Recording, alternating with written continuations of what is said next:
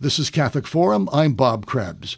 Brother Ronald Giannone is a Capuchin Franciscan friar. He came to Delaware in the 1970s and founded the Ministry of Caring to help the poor and the marginalized in Wilmington. Today, the Ministry of Caring features 19 separate ministries across the northern part of the state of Delaware, and I'm very happy to welcome to Catholic Forum Brother Ronald Giannone. Brother, thanks for coming with us today. My pleasure, Bob. Thank you. I've been hosting this program for 25 years. I don't know why it's taken me so long to have you as a guest. We have spoken to some of your staff over the years, but I'm really glad to have you here today. Thank you. I appreciate that. So we're going to talk about your work and the Ministry of Caring. Talk a little bit about you before we get started. Where did you grow up? I think you have a kind of an accent, northern, a little bit farther north than here. I was born and raised in the Bronx. Oh, wonderful. And it was an incredible place because the neighbors were so loving and so supportive and close-knit. Mm-hmm. And it was a cross-section of all kinds of people. And so it was a wonderful place to grow up. Yeah. And that's when neighbors looked out for neighbors, and you would have it. It literally took me a half an hour after work coming off the subway before I could get to my house, because you stopped everybody. It was the days before air conditioning, and everybody stood out on the stoop, and everybody would greet you, want to give you something to drink and hear about your day, and you heard about them. So it was wonderful. It was very close-knit. What was your childhood like? My childhood was, we were 7 children, and my mother had to raise both of us because of my father was very ill and then passed away. And my mother did an incredible job. She worked as a seamstress and then even took homework at night and sewed. And in the meantime, she raised 7 children. Wow. What a saint. She was an incredible woman. When did you first discover that you had a calling to the religious life? I think in 5th grade, 4th or 5th grade, that I felt inspired by St. Anthony and St. Francis. And I wanted so much. I was in public school and up until the 4th grade, and I wanted to get into Catholic school. But it seemed like a fantasy because I knew my mother couldn't afford the tuition every month. But I knew that if I were able to get my foot into the door, the nuns would forgive the tuition, and they did. So you were educated by what kind of nuns? Presentation Sisters of the Blessed Virgin Mary. This year they're celebrating 150 years when they arrived from Manhattan from Cork Island. Wow. They were founded by Nan O'Nagel. So you had these nuns with the Irish accents, right? No, well, they were here. These they were American ones. Right. They were Americanized, but they were very deeply committed to their foundress, who was a woman of great faith and great love and took care of the poor and the disenfranchised. And so they inspired me. Mm-hmm. Why did you choose the Capuchin Franciscans? I wrote to several different communities, and I went to visit a few of them. But when I went to Beacon, New York, which was a house of formation of the Capuchin Friars, I just felt like the Spanish say, mire no más, look no more. Mm-hmm. It was just, I knew, it was like putting a glove on or putting a shoe on, and you knew it was the perfect place for you. And I was 16 years old, and so I made my commitment. That's where I would want to go. And then when I graduated, I entered at the age of 19 years old. Wow. What year was that, brother? 1969. Wow, that's terrific. So you were a young friar when you came to Delaware. I was 26 years old. Yeah. How did that come about? Well, I was, for the last 4 years, I was the provincial secretary to a very brilliant Capuchin friar who had great administrative skills. And now when I look back, it was like God's providence, because I learned all the skills from him, never knowing that I was going to be running a multi-million-dollar operation in years later. But after his term was ended, the new provincial sent me to Wilmington, Delaware, and we had a retreat house at that time. And I wasn't doing flips over the idea of coming to Wilmington. In fact, my family said, "What state is Delaware in?" It was so foreign to them. But anyway, I came with a good feeling that somehow, some way, God will direct what I want. And the local superior, Father Camillus, said one day, when he met with me a few days that I was there, he said, "You don't seem too thrilled to be here." And I was embarrassed that he realized that, And he said, "Well, what do you really want to do?" And I said, "I want to work among the poor." And he said, "Nobody's stopping you. Go ahead and do that. That's wonderful." And I said, "Great." And then I began to find out what is the greatest need in Delaware. And so I met with the Delaware State Human Services, and they told me to give us time to look to find the most unduplicated need that is in Wilmington, the most pressing need. So in the meantime, I started to work with displaced families, and I got to know the lay of the land, and I got to know Wilmington. And I also realized how primitive it was in social services. At that time, if you were a single person and you went on welfare, you got $50 a month. You couldn't live that on for a week in the Y, even back in the 70s. So then in early January of 1977, I was told that the greatest need by the state was a shelter for homeless women. And that was startling because you always thought of the homeless being men standing on bread lines or in the Bowery, but women were invisible. And so immediately I started to look for a facility, and I found one that was, the woman wanted $7,500 on 8th and Van Buren. It was a duplex building. In the meantime, on February 14th, I met with Bishop Monica, and within 15 minutes, he had great instincts. He said, "Go ahead and open up a house. If that's the need, let's do it." And I said, "I need your permission to obtain sisters." And he said, "Go ahead and do it." And then I'm walking out, and he said to me, "Brother, how much money do you have?" I said, "Nothing, Bishop." And like his face dropped as if he thought maybe I should have asked that question first.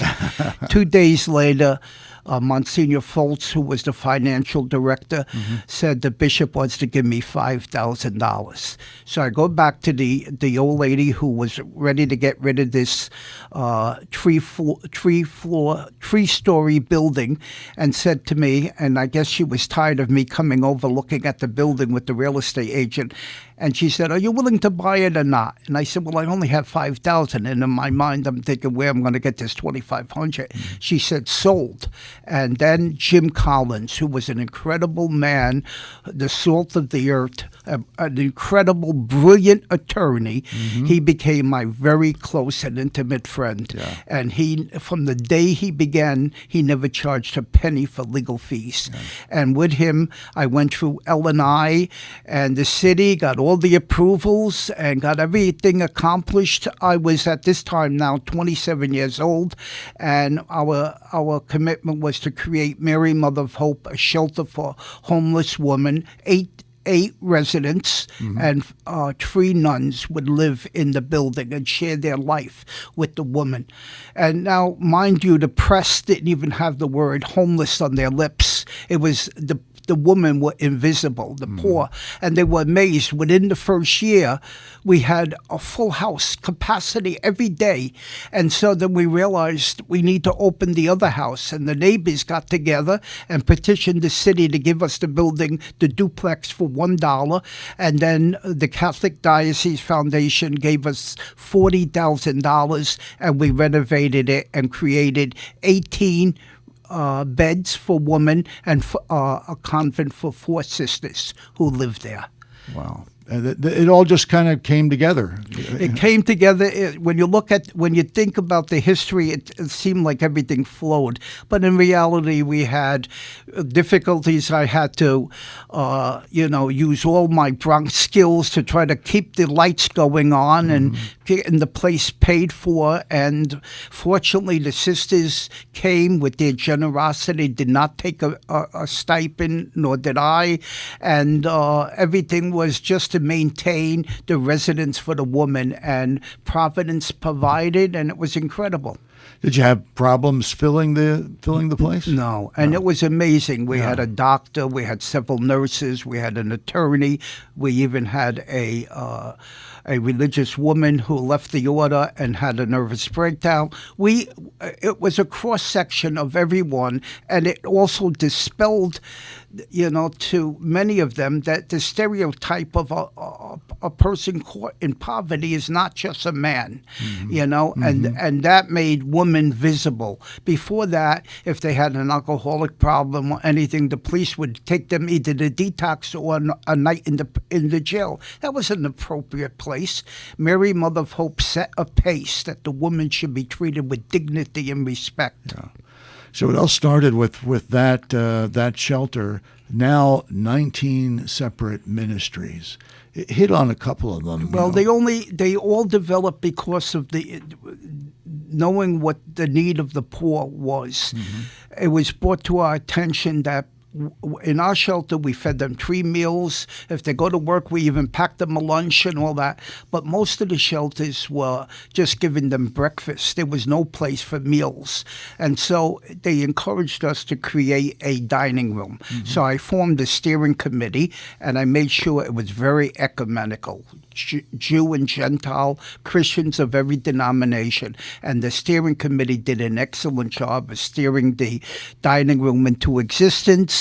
And we opened the Emmanuel Dining Room on Ash Wednesday on February 20th, 1980. And from then on, we started feeding people at Sacred Heart was the first place in the basement of Sacred Heart. At that time, it was run by the Benedictines. And then the Methodist Action allowed us to go to Third and Walnut because Sacred Heart would only allow us to feed the people Monday to Friday. So on weekends, we went to Third and Walnut, which we called the Emmanuel Dining Room East. And so I got a registered letter from Sacred Heart parish council saying that the dining room was being disruptive for the people who were coming there to worship.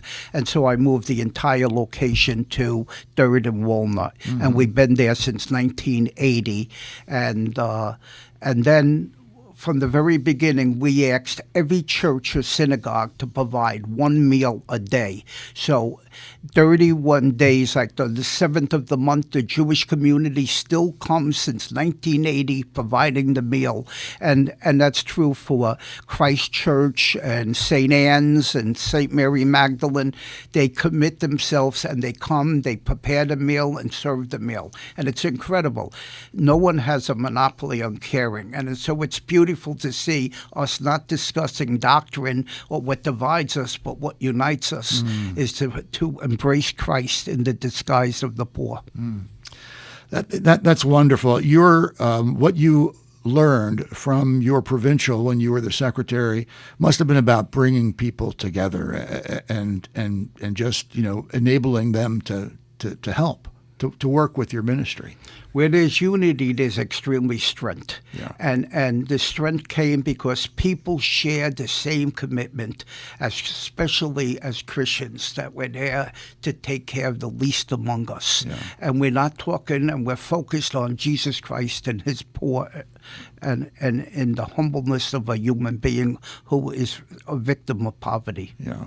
How did the name Ministry of Caring come about? Well, I had a conversation with Bishop Modica, may he rest in peace, and I told him I wanted to name the first house Mary, Mother of Hope, because if anything, the woman needed hope.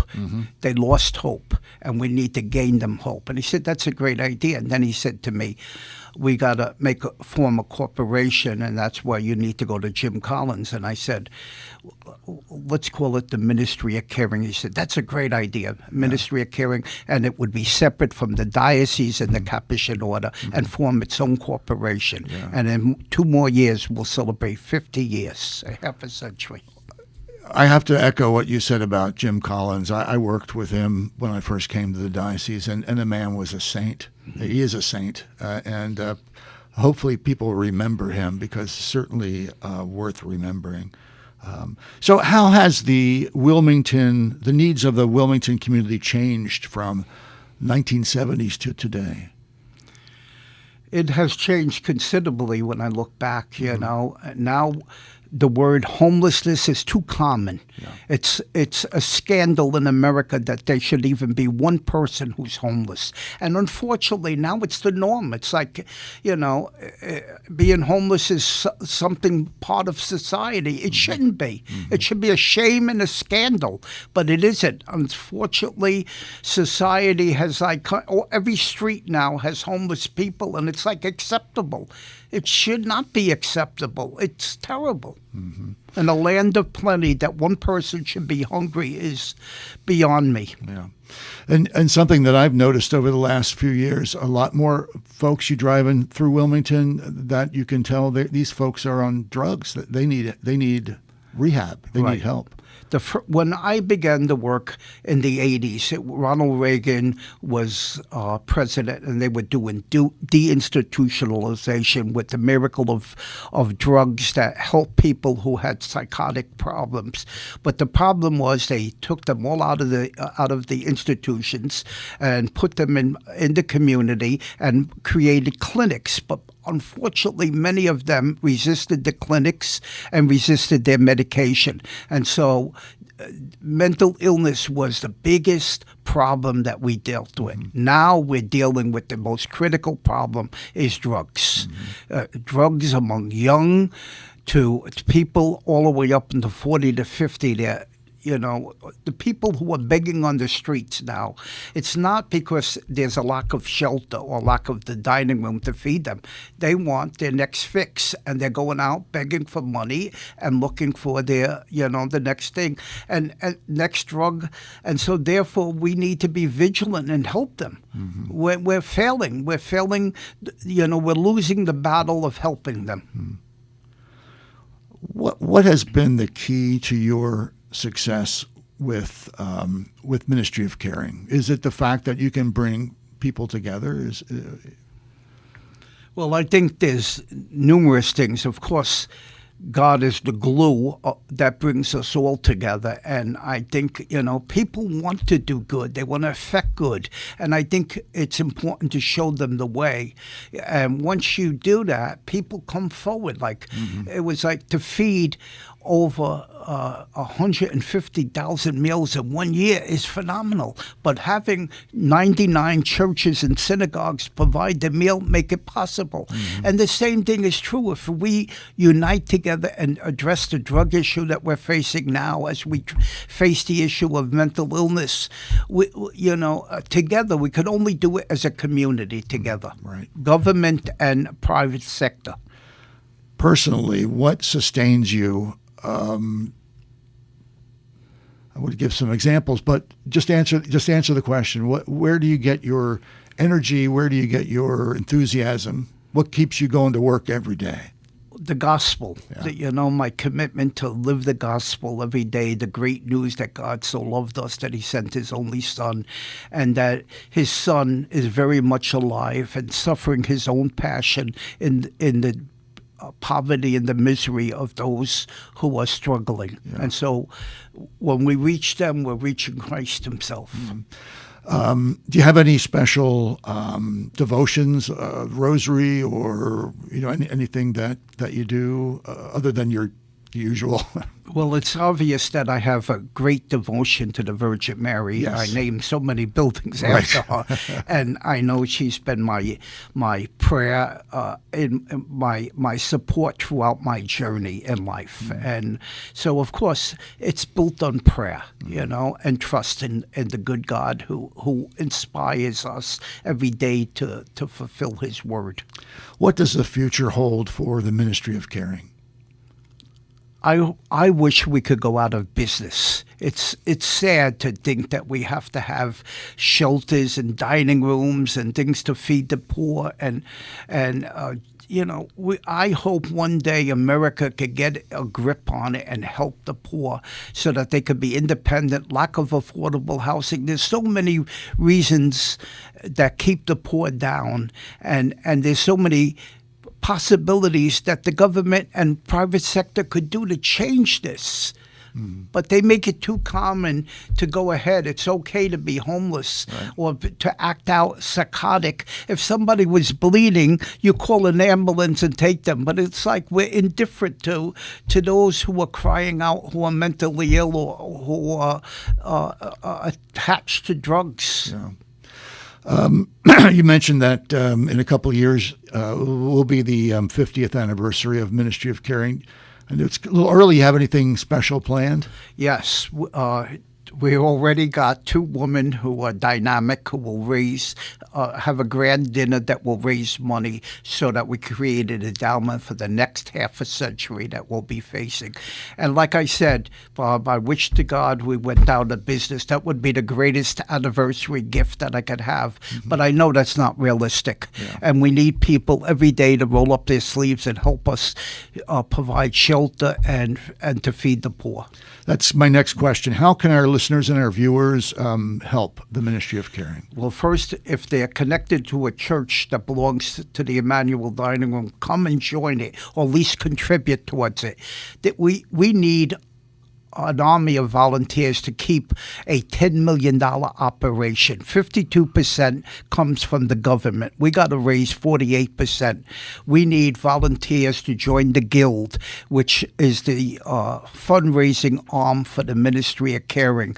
We need people who would be willing to come into our shelters and help the children, especially men, to come in and be father images to our children. We run a child care. We have a shelter with teenagers. They need affection and love and support. So anything we could find, if you come to us, we'll find your talent and place your talent with the poor. And if anybody would like more information, you want to look at that list of 19 ministries. Ministryofcaring.org is the place to go, correct? Yes. Brother Ronald Giannone, thanks so much for being with us today on Catholic Forum. It was a real pleasure talking to you. I'm sorry it's taken so long to have you on the program, but we wish you nothing but the best. Thank you so much. God bless.